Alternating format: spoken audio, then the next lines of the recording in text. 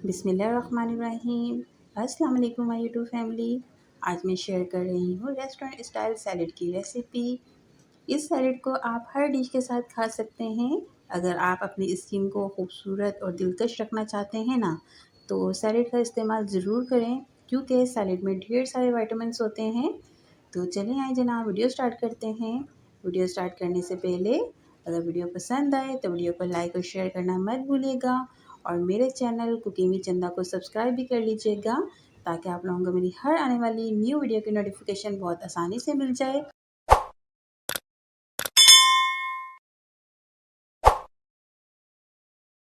सबसे पहले तो मैंने तमाम वेजिटेबल्स को अच्छे से धोकर साफ़ करके रख लिया है कि इनके ऊपर किसी भी किस्म की कोई मिट्टी ना हो। अब हमने क्या करना है, सबसे पहले ले लेनी है पत्ता गोभी, और इसकी इस तरह से कटिंग करनी है कि बिल्कुल बारीक बारीक कटिंग हो जाए। इस तरह से करके आपने एहतियात से इसकी सबकी कटिंग कर लेनी है। तो यहाँ देखें, ये 1 कप भर के जो है मैंने इसकी कटिंग कर ली है।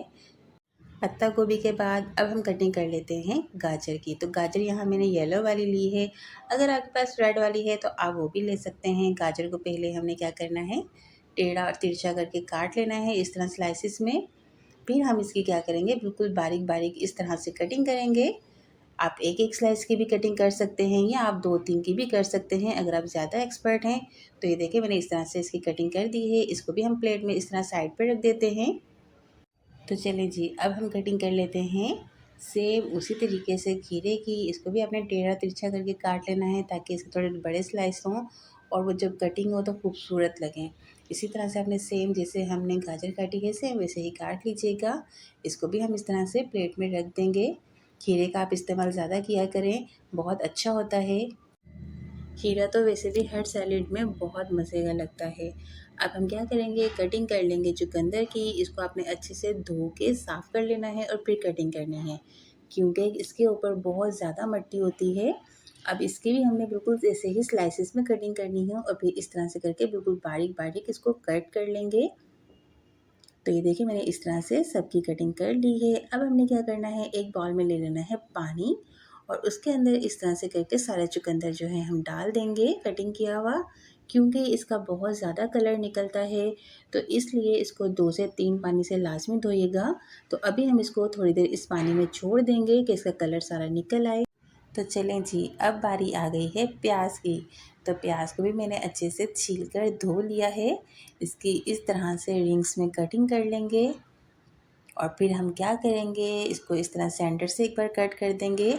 क्योंकि यहाँ प्याज थोड़ी बड़ी है मेरे पास, तो इसलिए मैं इस तरह सेंटर से कट लगा रही हूँ।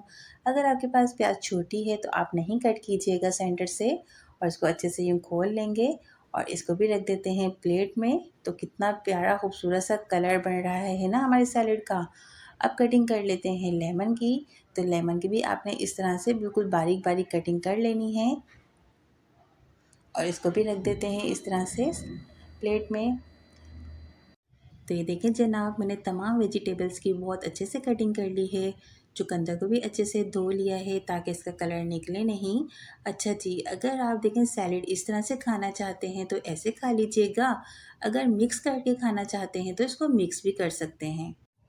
तमाम वेजिटेबल्स को अब मैं इस तरह से एक बाउल के अंदर डाल दूँगी, और इसको अच्छे से मिक्स कर लेंगे। तो बहुत ही बेहतरीन सा हमारा ये सैलेड बन के अभी तैयार हो जाएगा। ये सैलेड आप किसी भी डिश के साथ आराम से खा सकते हैं, बहुत ही मज़े का लगता है।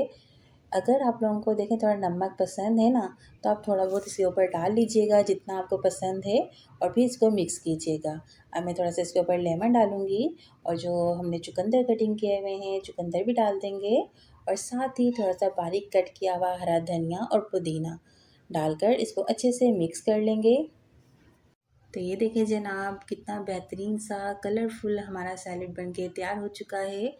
अगर आप लोगों को आज की ये वीडियो पसंद आए तो कमेंट्स कीजिएगा, लाइक कीजिएगा, वीडियो को फ्रेंड्स एंड फैमिली में भी शेयर कीजिएगा। अब इंशाल्लाह मैं मिलूँगी नेक्स्ट वीडियो में। मुझे दीजिएगा इजाज़त। अल्लाह हाफ़िज़।